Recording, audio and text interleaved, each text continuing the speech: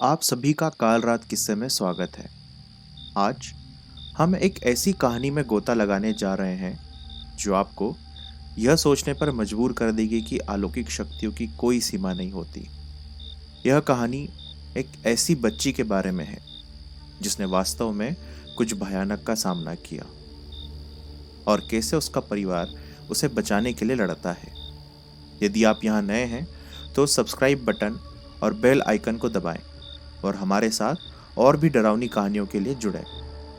अब चलते हैं साल 2014 और 2015 में, जब मेरे एक करीबी दोस्त और उसके परिवार ने कुछ अकल्पनीय अनुभव किया। अपने कॉलेज के दिनों में मेरी मुलाकात एक लड़के से हुई जिसका नाम राहुल था।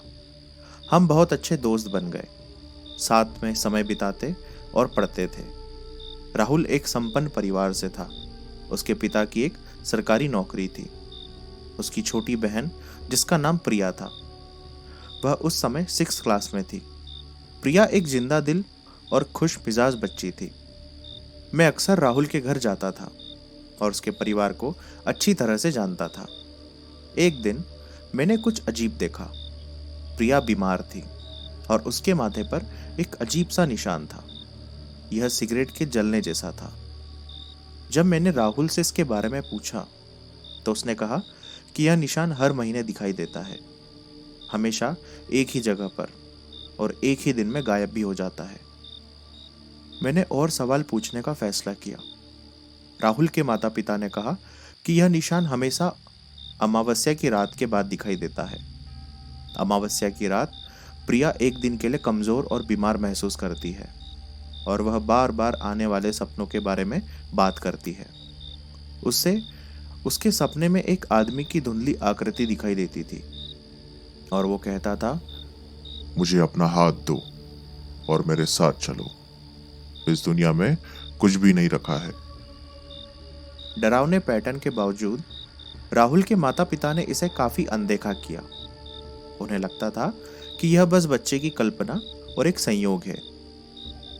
राहुल और मैं युवा और संशयी होने के कारण इस मामले को आगे नहीं बढ़ा पाए, लेकिन निशान हमेशा दिखाई देते रहे और प्रिया के सपने चलते रहे।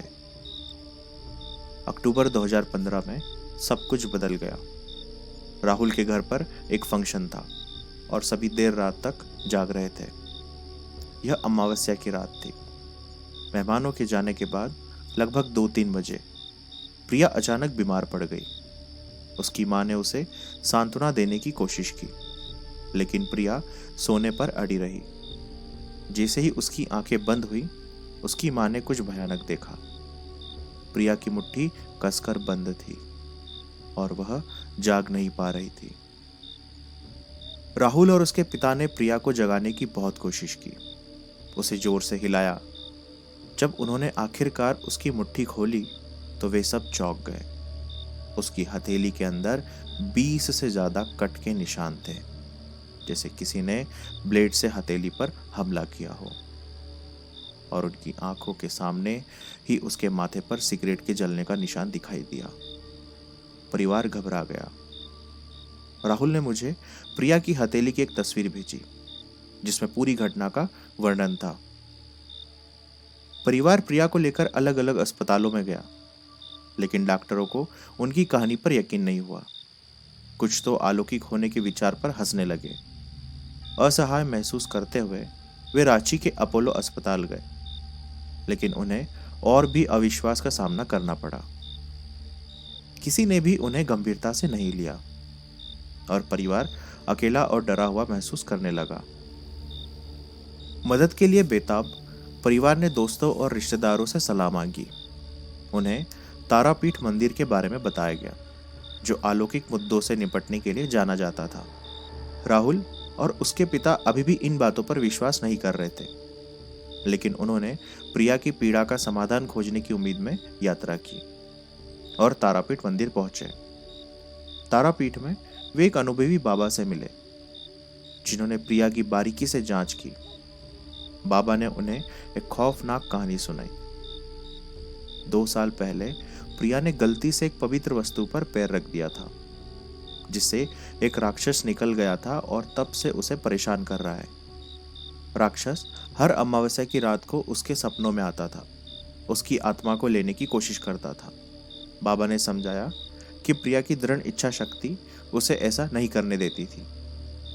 उसे जीवित तो छोड़ दिया, लेकिन राक्षस के बार बार प्रिया के सपनों में आने के कारण प्रिया को शारीरिक क्षति हुई। बाबा ने राक्षस को भगाने के लिए एक अनुष्ठान किया, मंत्रों का जाप किया और प्रिया की रक्षा के लिए कई तरह की चीजें की। उन्होंने उसे भविष्य की परेशानियों से सुरक्षित रखने के लिए एक लाल धागे का लॉकेट भी दिया। सभी को राहत मिली कि अनुष्ठान बिना किसी रुकावट के संपूर्ण हुआ। राहुल, जिसने यह सब देखा, उसने मुझसे सारी जानकारी साझा की और मुझे इसे गुप्त रखने के लिए कहा। अनुष्ठान के बाद प्रिया के माथे और हथेली पर निशान कभी वापस नहीं आए। सपने में दिखने वाला डरावना आदमी गायब हो गया और प्रिया का स्वास्थ्य सामान्य हो गया। इस अनुभव ने मुझे हमेशा के लिए बदल दिया। मैं अलौकिक में विश्वास न करने से लेकर यह महसूस करने तक पहुंच गया कि ऐसी चीजें हैं जिन्हें हम नहीं समझते, उनसे दूर रहना ही सबसे अच्छा है। यह कहानी याद दिलाती है कि कभी कभी सच्चाई किसी भी मनगढ़ंत कहानी से ज्यादा डरावनी होती है। अगर आपको यह कहानी पसंद आई है तो लाइक, शेयर और अधिक डरावनी कहानियों के लिए काल रात किस्से को सब्सक्राइब करना ना भूलें। अगली बार तक सुरक्षित रहें और याद रखें, कभी कभी सच्चाई कल्पना से भी ज्यादा अजीब होती है।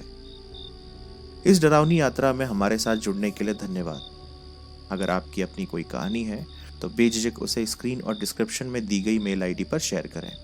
और याद रखें, अगली बार जब आप रात में अजीबोगरीब आवाजें सुने तो हो सकता है कि यह कोई रहस्य हो जिसे समझाया नहीं जा सकता।